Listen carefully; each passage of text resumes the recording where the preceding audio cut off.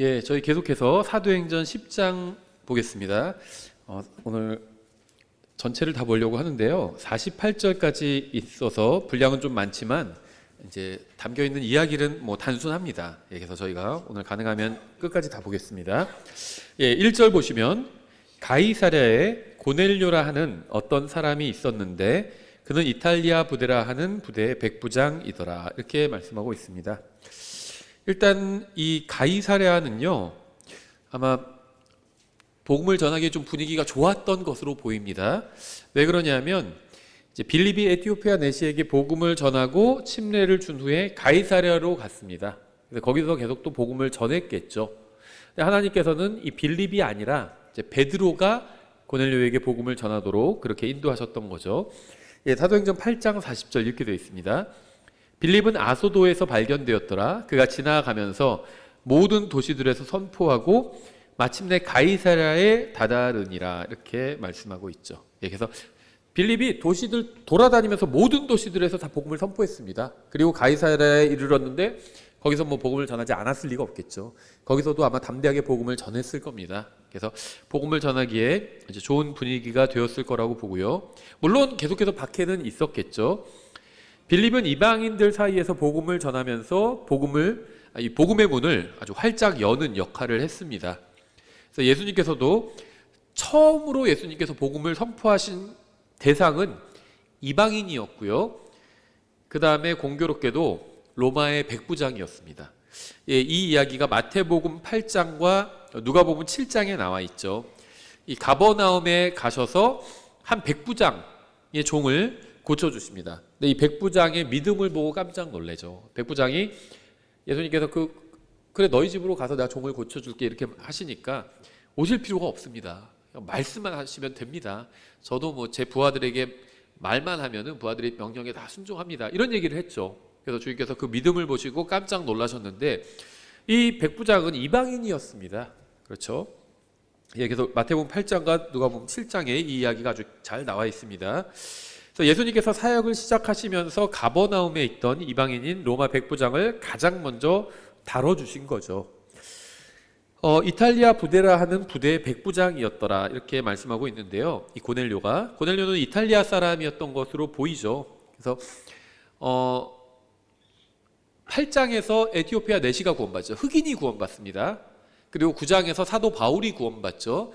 사도 바울은 아시아 사람이죠. 셈, 함, 야벳 이렇게 본다면 흑인, 백인, 동양인 이렇게 본다면 동양인이었죠. 사도 바울은 이제 이탈리아 사람 고넬료 백인이 구원을 받습니다. 그래서 성경에 이렇게 8장, 9장, 10장에서 흑인, 동양인, 백인이 한 명씩 차례대로 다 예수님을 믿고 구원받게 됩니다. 이 당시에 로마의 한 부대는 이제 6,000명으로 이루어져 있다고 합니다. 그래서 이 이탈리아 부대도 아마 6,000명으로 이루어져 있을 겁니다. 한 부대는 이제 6,000명으로 이루어져 있는데 600명으로 구성된 10개의 대대로 구성되어 있다고 합니다. 그 한 대대는 또 100명으로 이루어진 6개의 중대로 이렇게 이루어져 있고요. 그래서 이 고넬료는 이 100명으로 이루어진 중대의 백부장이었던 거죠. 그러니까 중대장 정도 되는 거죠, 우리로 치면. 근데 뭐 지금과 다르게 과거에는 이제 그 지휘관들이 지금 우리나라 뭐 입법, 사법, 행정 이런 게 나눠 있고 뭐 군대는 행정부에 들어가 있고 이런 식으로 돼 있지만은 과거에는 뭐 우리나라도 고을 원님 사또가 입법, 행정, 사법 뭐 이런 거 다 했잖아요. 자기가. 그렇죠. 그러니까 적어도 그 행정과 사법을 다 같이 했죠. 그건 이제 서양에서도 마찬가지예요.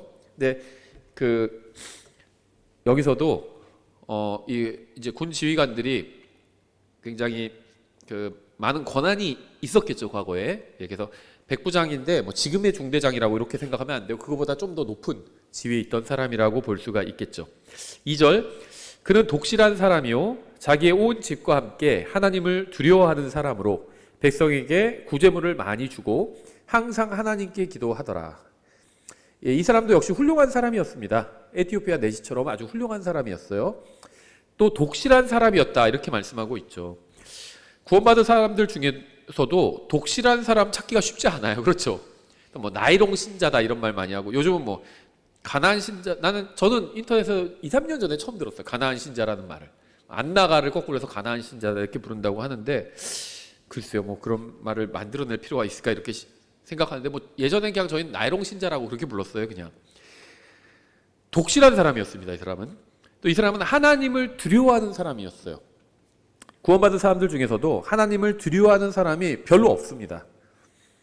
이 사람은 자신만 하나님을 두려워했던 것이 아니라 온 가족이 하나님을 두려워하도록 했습니다. 마치 구약의 욥도 그랬죠. 이 사람은 자녀들도 하나님을 두려워하는 사람이 되도록 키웠습니다. 그래서 이 사람은 구제물을 많이 주는 사람이었어요. 구원받은 사람들 중에서도 구제물을 많이 주는 사람은 별로 없습니다. 이 사람은 항상 하나님께 기도하는 사람이었습니다. 구원받은 사람들 중에서도 항상 기도하는 사람도 많지 않아요. 그러니까 어지간한 구원받은 사람보다 훨씬 나은 사람이었죠. 사도행전 10장에 나온 이 고넬료는 아주 훌륭한 사람이었습니다. 그러나 하나님을 두려워하고 항상 기도하고 다른 사람들을 구제하는 사람이었어요. 그런데 예수님을 만나지는 못했죠. 구원받지 못한 겁니다. 아주 종교적이고 뭐 종교적인 위선자가 아니라 종교적으로 아주 훌륭한 사람이었는데 아직 예수님을 만나지 못했습니다. 그는 여러분 주위에 있는 사람들처럼 구원받지 못한 사람이었던 겁니다. 3절, 하루는 낮 9시쯤 되어 그가 환상 속에서 하나님의 천사가 자기에게 들어와 자기에게 고넬료야 하고 말하는 것을 분명히 보매 고넬료가 그를 바라보고 두려워하며 이르되 주여 무슨 일이니까 하므로 그가 고넬료에게 이르기를 내 기도와 내 구제가 올라와 하나님 앞에서 기억되었으니. 천사가 고넬료에게 그의 기도와 구제가 하나님 앞에서 기억되었다고 했는데 이거는 레위기 2장에 나온 음식 헌물과 관련이 있는 것처럼 보이죠. 제사장은 음식 헌물의 그 기념물을 제단 위에서 태우라고 되어 있어요. 근데 기념물은요, 기억하는 것과 관련이 있습니다. 이게 한국말로 기념물, 기억 별 관계는 없을 것 같아도 기념물이라는 게 무엇인가를 기념하기 위해서 만든 거죠. 메모리, 무엇인가를 기억하기 위해서 만든 겁니다. 레위기 2장 2절 이렇게 되어 있죠. 그것을 아론의 아들들인 제사장들에게 가져갈 것이요 그는 그것들 즉 그것의 밀가루와 기름에서 한 움큼을 취하고 그것의 모든 유향을 취할 것이며 제사장은 그 헌물의 기념물을 제단 위에서 태워 주께 향기로운 냄새로 드리는 화제 헌물로 삼을지니라 이렇게 말씀하고 있죠. 그래서 하나님을 섬기는 게 우리가 하나님을 기억하는 겁니다. 하나님을 기억해 하나님을 섬기는 것이고 또 하나님께서 그것을 기억해 주시는 거죠.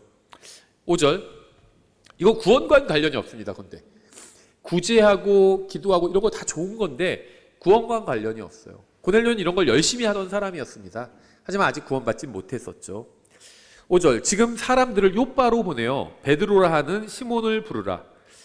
베드로는 요바에 있었는데 이 요바는요 가이사랴에서 영어로 된 자료를 보니까 자꾸 마일로 얘기해요. 30마일 이상 되는 거리다 이렇게 얘기하는데 1마일이 4km, 몇 킬로죠? 1점 몇 킬로죠? 그러니까 30마일이면은 한 뭐 50km 이상 되겠죠. 그러니까 지금처럼 차가 있는 시대가 아니니까 하루길 이상입니다. 걸어가야 되는 거리니까 말을 타고 가든지 하루길 이상의 거리예요. 왜 천사가 직접 복음을 전해주지 않았을까요? 이 시대에는 천사들이 복음을 전하도록 허락받지 못했습니다. 그래서 천사는 고넬료를 도와줄 수가 없었어요. 만약 천사가 사람들 앞에 나타난다 할지라도 그들은 복음에 대해서 할 수 있는 말이 아무것도 없었습니다. 허락되지 않았어요. 그래서 복음을 간절히 듣기 원하는 고넬료에게 천사가 한 말은 베드로라는 시몬을 부르라는 것이 전부였습니다. 왜 그럴까요? 베드로는 복음을 알고 있잖아요. 그러니까 복음을 아는 사람을 불러라. 누가 복음을 알고 있느냐? 베드로가 알고 있다. 이 얘기를 해준 거죠. 6절, 그가 무두장이 시몬이라는 사람과 함께 묵고 있었는데 그의 집은 바닷가에 있느니라.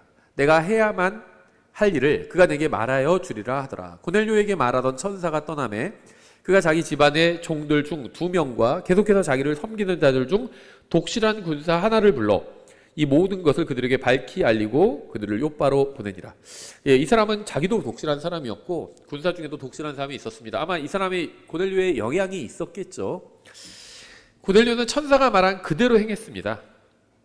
참 신실한 사람인 것 같아요. 그대로 행했어요. 이유도 묻지 않아요. 왜 그래? 나중에 보겠지만요. 왜 베드로를 불러야 되는지도 몰라요.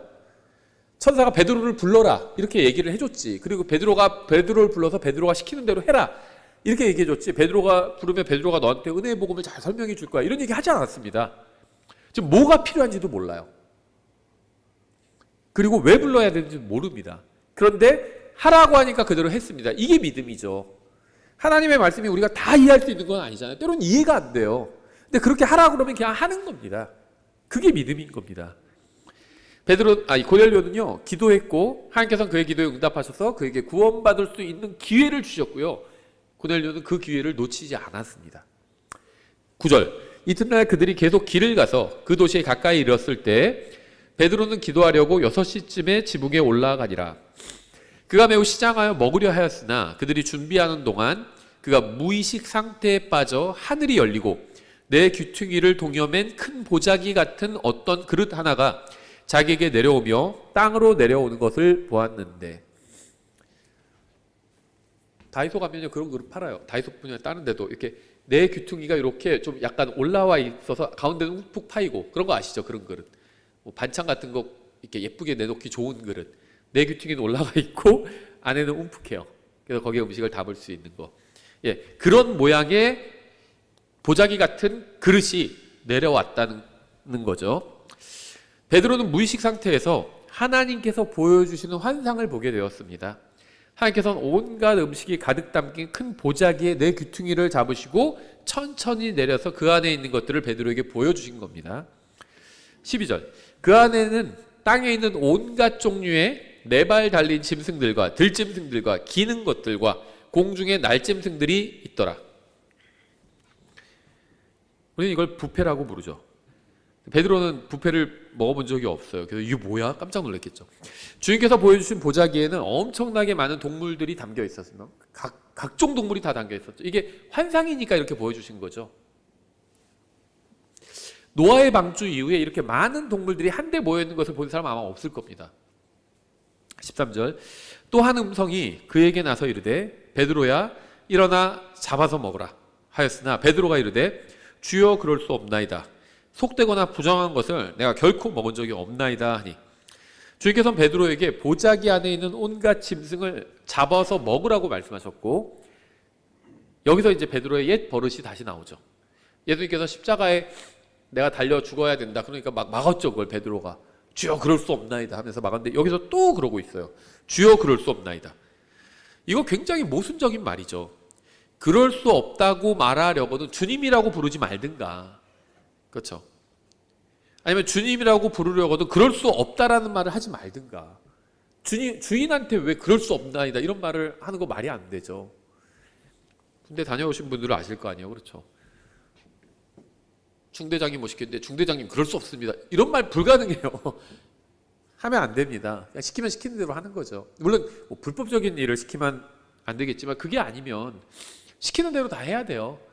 A의 길로 가면 빨리 가고 B는 삥 돌아가는 길인데 이건 불법과 관련이 없죠. 그냥 어느 게 더 효율적이냐 이런 차이겠죠. 근데 B로 가라고 그러면 그냥 글로 가는 거예요. 그럴 수 없습니다. 왜 더 좋은 길 놔두고 왜 일로 갑니까? 이렇게 말 못합니다. 그냥 가라면 가는 거예요. 그게 군대예요. 그렇죠? 아니면 대장이라고 부르지 말든가. 베드로가 지금 그러고 있는 거죠. 주님이라고 부르면서 거부하겠다는 겁니다. 주님 그럴 수 없습니다. 이건 말이 안 되는 말이죠.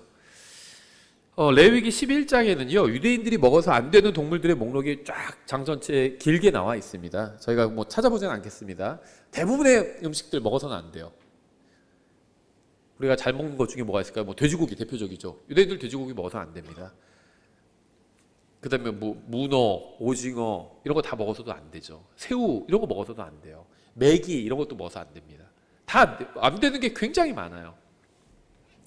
이 레위기 11장에 열거된 동물들이 유대인들에게는 정결하지 못한 동물들이었던 이유는 하나님께서 그 동물들이 그들에게 정결하지 못하다고 정하셨기 때문입니다. 그 동물들 자체가 문제가 있는 게 아니라 그냥 하나님께서 정하셨어요. 이런 종류는 먹지 마 이렇게 말씀하신 겁니다. 그 동물들을 먹는다고 해서 건강에 해롭거나 사망하게 되는 것은 아닙니다. 신약 성경 말씀하고 있잖아요. 저는 음식에 대해서 뭐 그거 뭐 안 좋고 먹으면 안 되고 이런 얘기 사실은 그렇게 좋아하지 않아요. 근데 누가 얘기하면 그냥 티를 내지 않을 뿐이죠. 그 사람 기분 나쁠까 봐. 성경에서 감사함으로 먹으면 된다고 그랬어요. 음식은 유기농인지 아닌지 어떻게 알아요? 진짜 유기농인지 아닌지 누가 알아요 그거를? 예, 아무도 모르죠. 그냥 뭐 독을 먹는 게 아니면 저는 개인적으로 그렇게 믿어요. 뭐 받으실 수 있는 분만 받으십시오. 들을 게 있는 자만 들으세요. 저는 개인적으로 그냥 독이 아닌 거, 그냥 음식물은요 가리지 않습니다. 그냥 감사함으로 먹으면 된다고 믿어요. 아무리 뭐 좋은 거 먹고 막 그래도 갑자기 하루아침에 그냥 가버릴 수도 있는 거예요. 하나님께서 부르시면 오늘 밤 네 혼을 데려가리니 이렇게 하시면 그냥 가는 겁니다. 저는 생사 화복이 다 하나님께 달려있다고 믿어요. 그렇다고 해서 뭐 일부러 독을 먹을 필요는 없죠. 그냥 음식을 먹으면 되는 겁니다. 다만 감사함으로 먹으면 되는 거죠. 예전에요, 우리나라 한 80년대인가요? 정확히 기억이 안 나는데 뭐 이상구 박사인가 뭐 그런 분이 나와가지고 한때 꽤 유명했었어요. 뭐 성함이 그런지는 제가 정확히 기억 안 나는데 아마 뭐 이상구 박사인지 무슨 비슷해요. 근데 그분이 안식교였죠. 지금은 뭐 안식교 떠났다고 하시는데 안식교를 해서 이 구약의 율법, 이 음식 관련된 법규를 적용하려고 했습니다. 그래서 뭐 돼지고기는 뭐가 트랜스 지방이 어쩌고 저쩌고 해서 뭐 사람한테 안 좋고 뭐 구약에서 먹지 말라는 거 그거 다 안 좋은 거라고 막 그렇게 했어요. 그래서 하나님께서 다 이게 안 좋은 거니까 먹지 말라고 하신 거다. 다 이유가 있다 이러셨는데 뭐 그럴듯한 얘기처럼 보이긴 하지만 절대 성경적이지 않습니다. 하나님께서 유대인들에게 이러한 짐승들을 먹지 말라고 말씀하신 건 사실이지만 그게 안 좋기 때문에 먹지 마라 이렇게 말씀하신 적이 없어요. 건강과는 전혀 관련이 없습니다. 왜 그러냐면요, 노아한테는 뭐라고 말씀하셨죠? 노아가 방주에서 나왔을 때 다 먹으라고 하셨습니다. 그러면은 안 좋은 걸 노아한테 먹으라고 하신 게 돼요. 건강에 안 좋지만 그냥 노아 넌 다 먹어 이렇게 하신 게 됩니다. 근데 유대인들한테는 너희 이거 건강에 안 좋으니까 이런 거 먹지 마. 나중에 유대인들에게만 그렇게 말씀하셨다. 그게 되는 겁니다. 노아가 더 먼저잖아요. 근데 노아에게는 하나님께서 다 잡아 먹으라고 하셨어요. 이 지금 그 사도행전 10장에서 이 베드로가 본 거 온갖 종류의 짐승들 기어다니는 것 이런 거 다 잡아 먹으라고 하셨습니다. 창세기 9장에 나오죠. 창세기 9장 1절부터 3절에 하나님께서 노아와 이게 이제 홍수 이후입니다. 하나님께서 노아와 그의 아들들에게 복을 주시며 그들에게 이르시되 다산하고 번성하여 땅을 가득 채우라. 너희에 대한 두려움과 너희에 대한 무서움이 땅의 모든 짐승과 공중의 모든 날짐승과 땅 위에서 움직이는 모든 것과 바다의 모든 물고기에게 있으리니 내가 그것들을 너희 손에 넘겨주었노라. 살아서 움직이는 모든 것이 너희에게 먹을 것이 될 것이요. 사도행전 10장과 일치하죠. 살아서 움직이면 된다는 겁니다. 살아서 움직이면 푸른 채소와 같이 내가 모든 것을 너희에게 주었노라. 움직이는 거, 기어다니는 거 그냥 채소 먹듯이 다 먹어도 된다는 겁니다. 건강에 아무 이상 없다는 거예요. 그래서 건강에 해롭기 때문에 레위기 11장에 열거된 동물을 잡아먹어서는 안 된다는 주장은 비성경적인 생각에 불과합니다.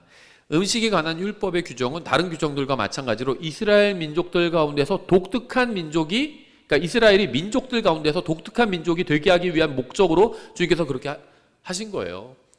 우리가 다 같이 뭐 먹으라 하는데 나 그거 먹으면 안 돼. 짜장면 먹으라 하니까 나 짜장면 먹으면 안 돼. 초밥 먹으라 하니까 초밥 난 먹으면 안 돼. 설렁탕 먹으러 가려고 설렁탕 난 먹으면 안 돼. 그럼 우리가 그런 사람 뭐라고 하죠? 참 특이한 친구다 그러잖아요. 유대인들이 그런 겁니다. 너희 왜 그거 먹으면 안 돼? 왜 특이해? 그러면 하나님께서 이거 먹지 말라고 하셨어. 그래서 하나님에 대해서 얘기할 수 있는 겁니다. 그 목적으로 하나님께서 유대인들에게는 이런 독특한 음식 규정을 주신 거예요. 건강과 상관없습니다. 그게 건강과 상관이 있다면 제가 말씀드린 것처럼 노아한테는 건강에 안 좋은 걸 하나님께서 권하신 게 됩니다. 모순이 되죠. 그런데 기어다니는 뭐 다 잡아먹으라고 했잖아요. 살아서 움직이는 것은 다 잡아먹으라고 먹어도 된다고 하셨잖아요.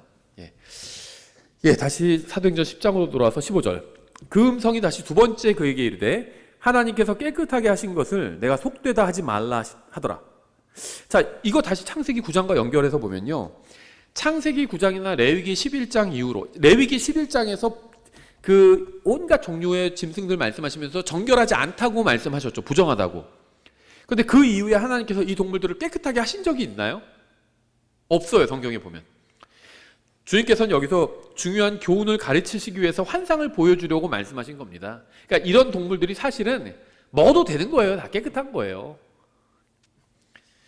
16절. 이 일이 3번 이루어진 뒤에 그 그릇이 다시 하늘로 들려 올라가니라. 모든 일이 2번 더 반복됐다는 거죠. 주님께서 동물들이 가득 담긴 큰 보자기를 3번 보여주셨고 베드로에게 그것을 잡아먹으라고 3번 말씀하셨고 베드로는 또 3번 거절했고 주님은 그것들을 깨끗하게 하셨다고 3번 말씀하셨다는 겁니다. 삼세판이란 말도 있는데 베드로도 참 이거 삼세판 좋아했던 것 같아요. 주님께서 베드로와 뭐 논쟁하실 때는 말싸움이라고 하면 좀 그렇죠. 항상 3번 하셨어요. 3번. 베드로가 주님을 3번 모른다고 부인했죠. 마태복음 26장에서.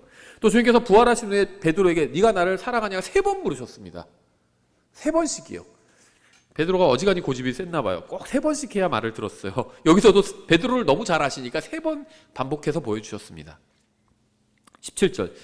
그런데 베드로가 자기가 본 이 환상이 무엇을 뜻하는지 스스로 의아해할 때 보라, 고넬료가 보낸 사람들이 시몬의 집을 물어보고 문 앞에 서서 주님께서 보여주신 환상이 무엇을 의미하는지 알기는 그리 어렵지 않죠. 하지만 베드로는 그것이 무엇인지 이해하는데 굉장히 어려워했습니다. 전혀 우리는 딱 보고 아는데 성경은 이제 뒤 다 아니까. 베드로는 몰랐어요. 베드로가 아직 주님께서 보여주신 환상을 이해하지 못할 때 이제 주님께서는 그에게 문제를 풀어갈 수 있는 실마리를 보내주기 시작하십니다. 18절. 사람을 불러 베드로라 하는 시몬이 거기에 묻고 있는지 묻더라. 베드로는 환상에 나온 정결하지 못한 짐승을 계속 생각하고 있어요. 이거 왜 보여주고 왜 3번이나 반복하셨지? 분명히 이거 레위기에서 먹지 말라고 했는데 왜 깨끗하다고 하셨지? 도대체 이게 뭘 의미하는 거지? 이러고 있는데 그때 그를 찾는 정결하지 못한 사람인 이방인이 찾아온 거죠. 유대인들에게 있어서 이방인은 개예요. 정결하지 못한 사람입니다. 상종하지 말아야 될 사람이에요. 근데 사실은요, 자기도 무두장이 집에 살고 있잖아요. 무두장이는 죽은 동물의 가죽을 벗겨나는 태널이죠, 태널이. 그것도 깨끗한 일이 못 돼요, 유대인들에게. 자기는 떡하니 자기 필요에 의해서는 또 그 정결하지 않은 사람과 접촉하고 그 사람 집에서 거하고 있으면서 또 하나님께서 정결하지 않은 걸 먹으라고 하니까 그거는 부정해서 내가 뭐 부정한 거 만지지도 않습니다. 이게 그러니까 사람 자기 눈에 볼 때 의롭다는 겁니다. 자기 눈에 볼 때. 교만하면 안 돼요. 자기 눈에 볼 때 자기가 의롭다고 생각할지 몰라도요, 하나님께서 다 하나하나 달아보십니다. 그래서 항상 겸손해야 돼요. 다른 사람 뭐 함부로 막 정죄하고 판단하고 할 필요도 없어요. 그냥 나에게 시키신 일을 하면 되는 겁니다. 우리에게는 시간이 없어요. 자, 뭐 어쩔 수 없이 진리를 수호하기 위해서 누군가 논쟁을 해야 될 땐 논쟁을 하지만 가능하면 논쟁하지 않으려고 합니다. 싸우지도 않으려고, 다른 사람 상관하지도 않으려고 그래요. 나한테 맡겨진 일을 하기에도 바쁘더라고요. 특히 저도 이제 교회가 이제 저희가 11년 차가 되잖아요. 그래서 지난 10년을 돌아봤더니 내가 시간을 좀 더 잘 썼으면 정말 더 많은 일을 하고 더 많은 사람들에게 유익을 줄 수 있었을 텐데 주님께서 나에게 베풀어 주신 거에 비해서 내가 참 활용을 잘 못했다. 가성비라는 거죠. 가성비. 그런 말 하잖아요. 이거 가성비가 좋다. 드린 비용에 비해서 나오는 게 더 많으면 가성비 좋다고 하잖아요. 하나님 입장에서 가성비가 나는 꽝이었구나. 그런 생각을 하거든요. 그래서 앞으로 10년은 정말 내가 더 알차게 보내고 싶다. 주님을 위해서 어떤 일들을 정말 더 많이 하고 싶다. 이런 생각을 하거든요. 그러니까는 뭐 다른 거 신경 쓸 수가 없어요. 다른 사람 뭘 하든 말든 그건 이제 그 사람과 하나님과의 관계고 나는 내가 할 일을 하면 됩니다. 여러분도 그렇게 하시길 바랍니다. 다른 사람 신경 쓰지 마세요. 여러분에게 시키신 일이 있잖아요. 여러분에게 주신 사명이 있잖아요. 그걸 하십시오. 여러분에게 주신 사명이 뭘까요? 첫 번째는요, 여러분 주위에 있는 구원받지 않은 사람들이에요. 그 사람들에게 복음을 전해야 됩니다. 그 사람들을 위해서 기도하고요, 기회를 달라고 하시고요, 또 준비하십시오. 갑자기 기회가 올 수 있어요. 갑자기 그냥 근데 정말 하늘나라 지옥이 있는 거야? 나 죽으면 어떻게 되는? 그거 어떻게 알 수 있어? 갑자기 글쎄 그게 참 어디 있더라 성경 내가 알았었는데 뭐 이러면 안 되잖아요. 준비되어 있어야 됩니다. 그 교회를 돕는 일을 하는 거죠. 사역을. 자, 이 점에 있어서 저희 교회에게 굉장히 감사를 드립니다. 저희 뭐 큰 교회가 아니죠. 작은 교회죠. 교회를 섬기고 또 제가 어떤 사역들을 하고 할 수 있는 건요, 물론 하나님께서 기회를 주셨기 때문이고 필요를 공급해 주셨기 때문인데 또 여러분을 통해서 공급해 주셨잖아요. 교회에서 지원해 주지 않았으면 저는 할 수 없었을 겁니다. 그래서 이런 점에 있어서 굉장히 감사드리고 해야 될 일을 해야 돼요. 다른 사람 신경 쓸 거 없이. 베드로가 계속해서 19절, 베드로가 그 환상에 대하여 생각할 때 성령께서 그에게 이르시되 보라, 세 사람이 너를 찾고 있으니 그러므로 일어나서 내려가 아무것도 의심하지 말고 그들과 함께 가라. 내가 그들을 보내었느니라 하시니라. 여기에도 중요한 부분이 나오죠. 주님께서 베드로에게 무엇이라고 말씀하셨죠? Arise and go. 어디서 듣던 말이죠. 빌립에게 하셨던 말씀과 똑같은 말씀하셨습니다. Arise and go. 일어나 가라라고 말씀하셨고 빌립은 그가 일어나 가더라 이렇게 되어 있죠. 성경에. 마찬가지입니다. 베드로에게도 일어나 가라고 말씀하셨어요. 성경은 베드로가 그들과 함께 갔다고 기록하고 있습니다. 주님께서 일어나 가라고 하셨고 베드로는 일어나서 갔습니다. 주님께서 가라고 하실 때 빌립은 갔어요. 주님께서 가라고 하실 때 베드로도 갔습니다. 그러자 어떤 일이 일어났죠? 사람들이 구원받는 일이 일어났어요. 그렇죠? 21절, 그때 베드로가 고넬료가 자기에게 보낸 사람들에게 내려가 이르되 보라, 내가 곧 너희가 찾는 사람인데 너희가 온 까닭은 무엇이냐 하니 그들이 이르되 백부장 고넬료는 의로운 사람이요 하나님을 두려워하는 사람으로 유대인들의 온 민족 가운데서 좋은 평판을 얻고 있는데 그가 하나님으로부터 거룩한 천사편의 경고를 받고 사람을 보내어 당신을 자기 집으로 초청해서 당신의 말씀들을 들으려 하나이다 하네. 하나님께서 고넬료가 독실한 사람이라고 2절에서 이미 말씀하셨죠. 그는 성경이 증언하는 것처럼 하나님을 두려워하는 훌륭한 사람이었습니다. 헌금도 하고 구제도 하는 사람이었어요. 또 기도하는 사람이었습니다. 하나님께서는 그가 좋은 간증을 가진 사람이라고 증언해 주셨죠. 여러분이 없는 곳에서 여러분의 아랫사람이 여러분을 의로운 사람이라고 한다면 여러분은 정말 그건 좋은 사람인 겁니다. 여러분 칭찬을 여러분이 없는 데서 누가 한다. 그럼 여러분 좋은 사람인 거예요. 그렇죠? 세상적인 관점으로 봤을 때. 베드로가 있던 곳은 고넬료의 집으로부터 먼 곳이었어요. 하룻길을 가야 하는 곳이었습니다. 따라서 고넬료가 보낸 사람들은 그에 대해서 무슨 말이라도 할 수 있어요.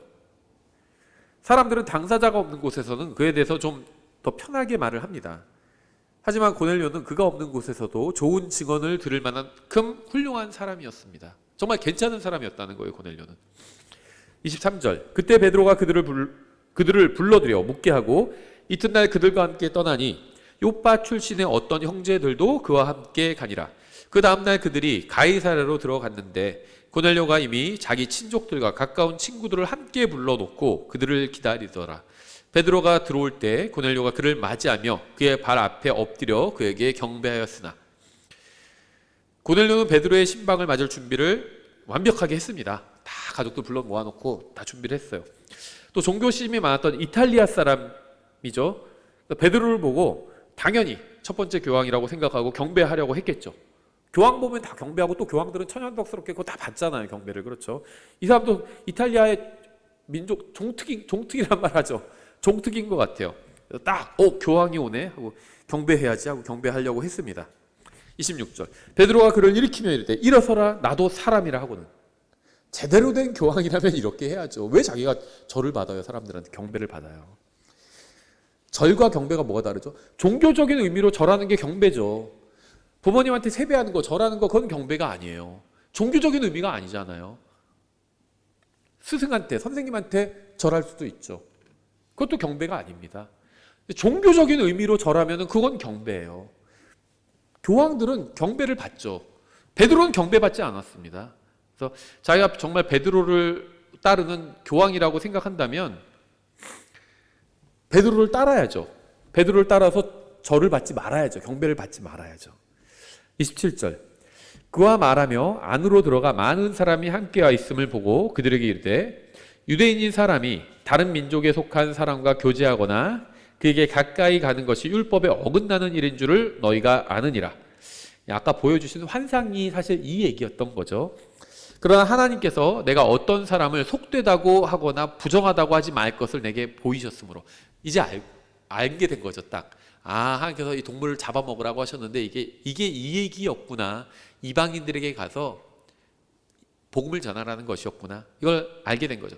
베드로는 이제 큰 보자기 환상이 무엇을 의미하는지 온전히 이해하게 되었습니다. 아직 사도 바울이 교회에 관한 신비를 기록하지 않았죠. 그 전입니다. 하지만 베드로는 더 이상 유대인과 이방인 간의 차이가 없음을 알게 되었습니다. 하나님 앞에서는 유대인이든 이방인이든 모두 죄인일 뿐이고 예수 그리스도의 십자가 대속을 통해 누구든지 구원받을 수 있게 되었음을 이제 실감하게 된 거죠. 물론 유대인들은 천년왕국에서 머리 국가가 될 것이지만 은혜의 복음이 선포되는 시대에는 그런 것이 적용되지 않는다는 사실을 이제 베드로도 서서히 이해하게 되는 거죠. 29절, 내가 초청받자마자 거절하지 아니하고 너희에게 왔노라. 그러므로 내가 묻노니 너희가 무슨 의도로 사람을 보내어 나를 불렀느냐 하네. 이 시점까지 베드로는 고넬료가 무엇을 원하는지 알지 못했습니다. 나를 왜 불렀을까? 하나님께서 가라고 하시니까 오기는 왔는데 근데 너희 나를 왜 불렀니? 이렇게 묻고 있는 거죠. 그가 깨달은 사실은 그저 하나님 앞에서 유대인이나 이방인이나 이제는 차별이 없다는 거, 이것까지만 깨달았던 거죠. 이 시점까지는. 계속해서 30절, 고넬료가 이르되 내가 나흘 전에 이 시간까지 금식하며 9시에 내 집에서 기도하고 있었는데 보라, 한 남자가 빛나는 옷을 입고 내 앞에 서서 이르되 고넬료야, 하나님께서 보시는 가운데 내 기도를 들으시고 내 구제를 기억하셨으니 그러므로 사람을 요바로 보내어 베드로라 하는 시몬을 여기로 부르라. 그가 바닷가에 있는 무두장이 시몬이라는 사람의 집에서 묵고 있는데 그가 와서 내게 말하리라 하였나이다. 무슨 말을 한다는지 그 내용이 없어요. 그냥 와서 말한다는 겁니다.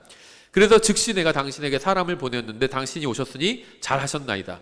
그러므로 이제 우리는 하나님께서 당신에게 명령하신 모든 것을 들으려고 여기 하나님 앞에 다 있나이다 하니라. 베드로와 고넬료가 만났는데 서로 지금 왜 만났는지 몰라요. 요즘 당근 거래할 때도 그러더라고요. 가서 만났는데 상대도 자기가 뭘 전해주는지 몰라요. 저희 그냥 집사람이 이거 전해주래요. 받는 사람도 그게 뭔지도 몰라요. 집사람이 뭐 받아오래요. 그래서 당근 거래 같아요. 베드로도 가라고 그래서 갔는데 무슨 말을 해야 될지 몰라요. 그 고넬료도 부르라고 해서 불렀는데 뭘 들어야 할지 모릅니다. 그러니까 이제 말해봐라 이러고 있습니다. 그러니까 베드로는 무슨 말을 이러고 있는 거죠. 그래서 놀라운 점은 고넬료도 베드로에게 무엇을 구해야 하는지 알지 못했습니다. 그는 그저 천사가 부르라고 해서 베드로를 불렀을 뿐이고 왜 그를 불러야 하는지 알지 못했어요. 분명한 점은 고넬료가 베드로를 통해서 하시는 하나님의 말씀을 들을 준비가 되어 있었다는 겁니다. 어떤 명령을 하면 그 명령을 지키려고 했습니다. 그렇죠. 완전히 준비된 혼이었던 거예요. 그래서 우리도 그런 기도를 하죠. 복음 전하러 갈 때 준비된 혼을 만나게 해달라고. 34절, 그때 베드로가 입을 열어 말하되 이제 조금 더 알게 됐어요.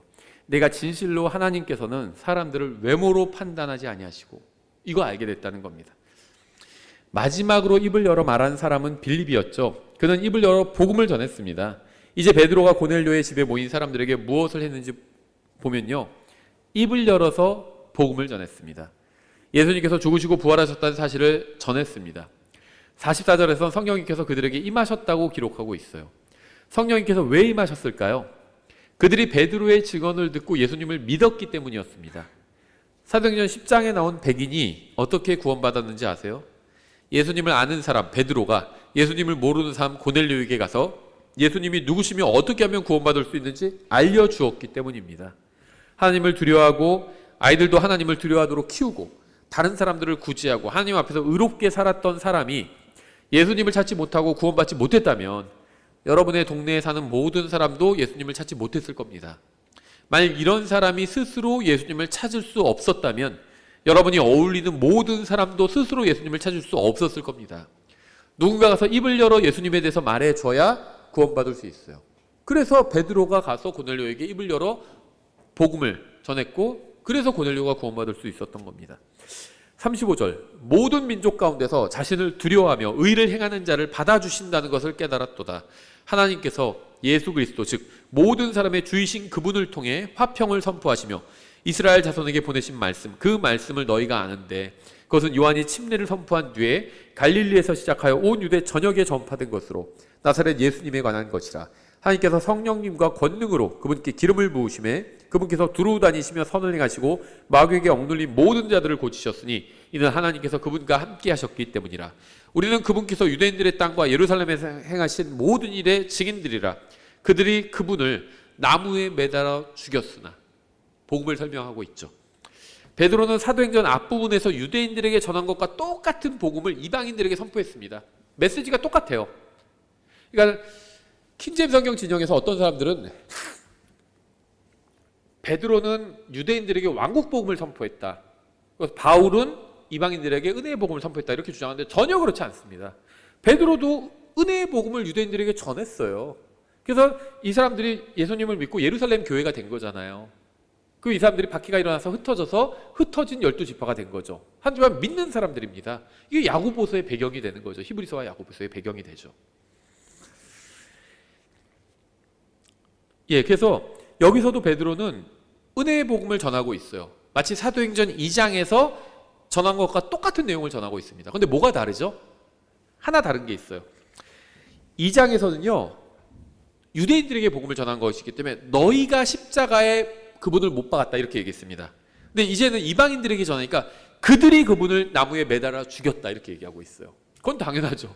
유대인들이 예수님을 십자가에 못 박아 죽였잖아요. 그래서 2장에서는 똑같이 복음 전하고 하나만 다르게 얘기했어. 너희가 그분을 죽였다 이렇게 얘기했고, 이방인들에게 지금 복음 전할 때는 그들이, 유대인들이 예수님을 십자가에 못 박아 죽였다 이렇게 얘기하고 있는 거죠. 이걸 제외하면 베드로는 이방인들에게 전할 때도 유대인들에게 전할 때와 똑같은 복음을 전했습니다.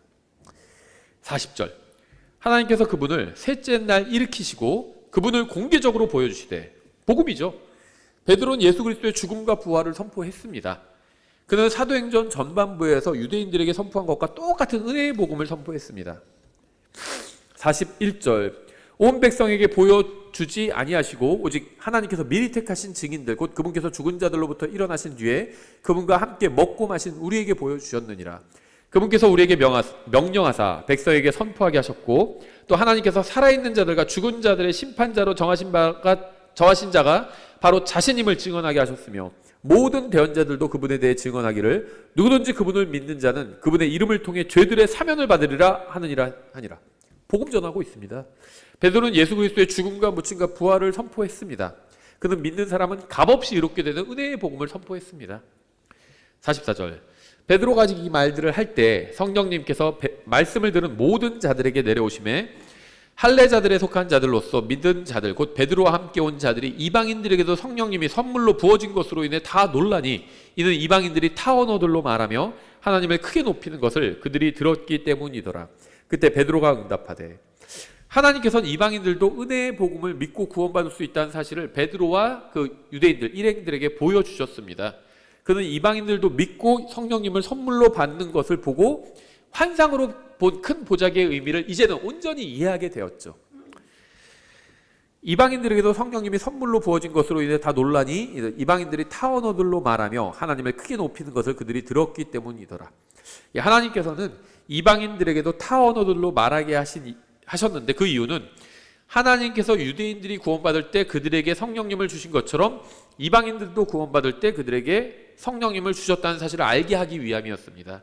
즉 고넬료 일가가 타 언어로 말을 한 것은 표적이었다는 겁니다. 47절과 마지막 48절, 이들이 우리와 마찬가지로 성령님을 받았으니 누가 물을 금하여 이들이 침례를 받지 못하게 할 수 있느냐 하고 그들에게 명령하여 주의 이름으로 침례를 받게 하매, 그때 그들이 그에게 며칠 동안 머물 것을 청하니라. 주의 이름으로 침례를 받는 것과 아버지와 아들과 성령의 이름으로 침례를 받는 것 같습니다. 아버지도 주님이고 아들도 주님이고 성령님도 주라고 불리잖아요. 그래서 이 세 분의 이름이 다 주예요. 그래서 주의 이름으로 침례를 받는 것은 이 아버지와 아들과 성령의 이름으로 침례를 받는 것과 똑같습니다. 그래서 이 말씀을 사도행전 2장 38절을 이해하는 데 있어서 굉장히 중요한 역할을 하는데요. 사도행전 2장과 4장과 5장과 6장과 9장에서 계속 유대인들이 구원을 받습니다. 유대인들은 모두 구원받은 후에 침례를 받아야 함을 알고 있었습니다. 에디오피아 내시 같은 경우에 유대인은 아니었지만 유대인으로 개종한 사람이었죠. 유대 교신자였어요. 에디오피아 내시는. 유대인들은 구원받은 후에 침례를 받았습니다. 그러니까 이 침례라는 것은 유대인들의 문화에 가까운 익숙한 것이었어요.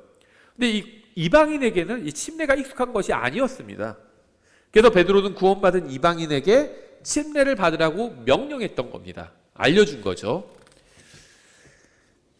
주님께서 빌립에게 가라고 하셨고 빌립이 그 말씀대로 가서 입을 열어 복음을 전했을 때 누군가 구원받았습니다. 주님께서 베드로에게 가라고 하셨고 베드로가 그 말씀대로 가서 입을 열어 복음을 전했을 때 또 누군가 구원받았습니다. 주님께서 우리에게 가라고 하실 때 우리가 가서 입을 열어 복음을 전하면 어떤 일이 벌어질까요? 누군가 구원받을 겁니다. 우리는 빌립과 베드로와 같은 하나님을 믿고 같은 성령님의 인도를 받으며 같은 복음을 선포합니다. 그때나 지금이나 세상은 똑같아요. 지금만 악한 세상이 아니라 그때도 악한 세상이었습니다. 지금 우리나라가 혼란스럽고 이렇게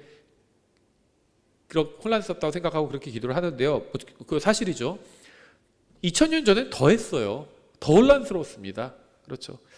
세상이 너무 사악해서 더 이상 복음을 믿지 않는다고 생각하는 사람들도 있습니다. 하지만 세상은 갑자기 사악해진 것이 아니죠.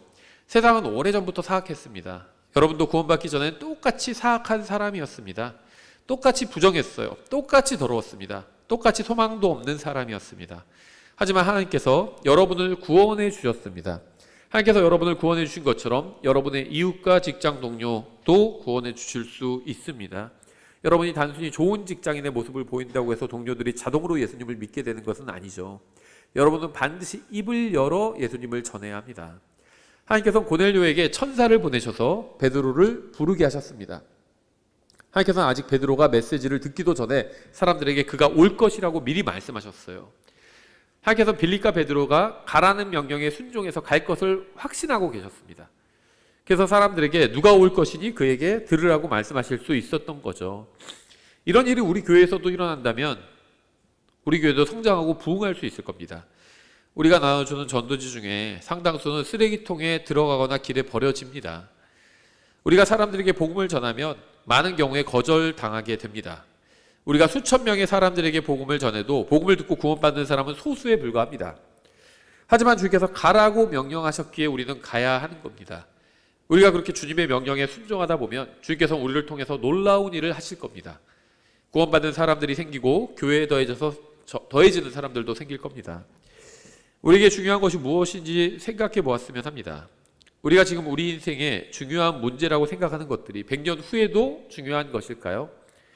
우리가 지금 중요하다고 생각하고 많은 시간을 쓰고 있는 일들이 그리스도의 심판석에서도 과연 중요한 걸까요? 100년 후에 우리가 몇 평짜리 집에 살았었는지 이게 중요한 문제일까요? 그리스도의 심판석에서 우리가 몇 평짜리 집에 살았는지는 그렇게 중요한 일은 아닐 겁니다. 얼마나 좋은 대학을 다녔고 얼마나 좋은 직장에 다녔는지 이런 게 중요한 일일까요? 그리스도의 심판석에서.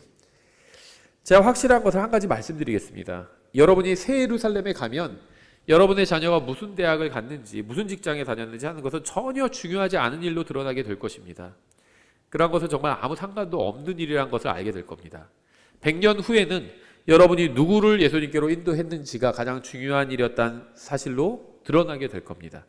여러분이 전하는 복음을 듣고 구원받은 사람들은 영원히 감사하며 찬양할 겁니다. 그들은 영원히 주님을 경배할 것이고 영원히 하늘나라에서 거할 것입니다. 이것이야말로 가장 중요한 일이 아닐까요? 너희는 온 세상으로 가서 모든 창조물에게 복음을 선포하라. 이게 주님께서 교회에게 주신 사명이에요. 우리가 일어나 가라는 주님의 말씀에 순종한다면 내년에 우리 교회에 어떤 일이 벌어질까요? 여러분이 자신을 부인하고 십자가를 지고 주님을 따르면서 복음을 전하고 전도지를 나눠주면 성령님께서는 여러분의 마음을 새롭게 해주실 것이고 기쁜 마음으로 복음을 전할 수 있게 해주실 겁니다. 오늘 이 자리에 앉아있는 여러분 중에는 낙심해서 마음이 침체되어 있는 분들도 있을 겁니다. 그런 분들에게 제가 치료책을 알려드릴게요. 복음을 전하십시오. 복음을. 나라가 걱정된다. 복음을 전하세요. 예수 그리스도를 전하십시오. 교회에 불만이 있고 교회와도 더 이상 즐겁지 않은 분들도 있을 겁니다. 그런 분들도 나가서 복음을 전하면 교회 생활에 다시 활력을 갖게 될 것이고 불만이 사라질 겁니다. 복음을 전하라는 주님의 말씀에 순종하면 주님께서 그 어떤 것보다 더 큰 복을 주실 겁니다. 주님께서는 여러분에게 구령하라는 명령을 하신 것이 아니라 복음을 전하라는 명령을 하셨습니다. 만약 우리가 구령하라는 명령을 받았다면 우리는 대부분 실패할 겁니다. 항상 사람을 설득할 수 있는 것은 아니기 때문이죠. 하지만 우리는 복음을 전하라는 명령을 받았습니다. 우리는 항상 구령할 수는 없지만 항상 복음을 전할 수는 있어요. 이것은 우리가 순종만 한다면 전혀 실패하지 않고 수행할 수 있는 명령입니다. 복음을 전하는 것은 우리가 아는 것을 다른 사람에게 전해주면 되는 것이기 때문입니다. 항상 다른 사람을 설득할 수는 없지만 항상 다른 사람에게 예수님에 대해서 말해줄 수는 있습니다. 여러분은 그리스도의 심판석에서 자신이 상을 받게 될 것이라고 생각하시나요? 만약 상을 받지 못한다면 왜 받지 못하게 되는지 아시나요? 다른 것에 관심이 너무 많기 때문이에요. 여러분의 마음이 이 세상에 관한 것들로 가득 차 있기 때문에 상을 받지 못하는 겁니다. 하나님께서는 지금도 사람들을 구원하고 계십니다. 하나님의 관심은 거기에 쏠려 있어요. 제가 여러 번 말하지만 이 세상을 바르게 세우는 일이 저는 나쁘다고 말한 적이 없습니다. 의미 있는 일일 거예요. 근데 하나님은 거기에 관심을 두고 계시지 않습니다. 왜냐하면 재림하셔서 그걸 하실 거거든요. 지금 하나님께서 우리를 통해서 하고 싶어 하시는 일은 하나님의 말씀을 선포하고 복음을 전하는 겁니다. 구원받은 사람들이 말씀을 통해서 성장할 수 있도록 돕는 일을 하기를 원하신다는 겁니다. 여러분이 주님의 명령에 순종하기만 한다면 여러분도 하나님의 역사에 동참할 수 있습니다. 하나님께서 그리스도인들에게 일어나 가라고 말씀하세요. 빌립은 일어나 가서 입을 열어 복음을 전했습니다. 베드로도 일어나 가서 입을 열어 복음을 전했어요. 여러분도 일어나 가서 입을 열어 복음을 전하시기 바랍니다. 그러면 여러분의 인생과 그리스도의 심판석에서의 상급이 바뀔 겁니다. 인생도 바뀌고요. 그리스도의 심판석에서 받는 상급도 바뀔 겁니다. 그리고 여러분을 통해서 구원받은 그 사람이 하늘나라에서 여러분의 손을 꼭 잡고 입을 열어 자기에게 복음을 전해줘서 정말 감사하다고 말할 겁니다. 여러분이 누군가에게 입을 열어서 복음을 전했을 때 그 사람이 그 복음을 믿고 구원받았다면 그 사람이 얼마나 고맙겠어요. 그게 하늘나라에서. 이 세상을 바쁘게 사는 중에도 가장 중요한 일이 있다는 것을 잊지 마시기 바랍니다. 기도하고 찬양하고 마치겠습니다. 기도하겠습니다. 하나님 아버지, 예수님을 보내주셔서 십자가에서 우리의 모든 죄값을 갚아주셔서 감사드립니다. 그리고 단순히 이 사실을 믿음으로 인해서 저희를 구원해 주셔서 감사드립니다. 오늘 구원받은 이 고넬료로 인해 감사드립니다. 또 고넬료에게 복음을 선포한 이 베드로로 인해 감사드립니다. 빌립과 베드로가 주님의 말씀에 순종해서 입을 열어 복음을 전하고 주님께서는 그들이 선포한 복음을 통해 일하셔서 이디오피아 내시와 고넬료를 구원해 주셨습니다. 저희가 입을 열어 주님의 말씀을 선포하고 복음을 전할 때 주님의 거룩하신 영께서 일하셔서 불쌍한 혼들을 구원해 주시기 원합니다. 예수님의 이름으로 기도드렸습니다. 아멘.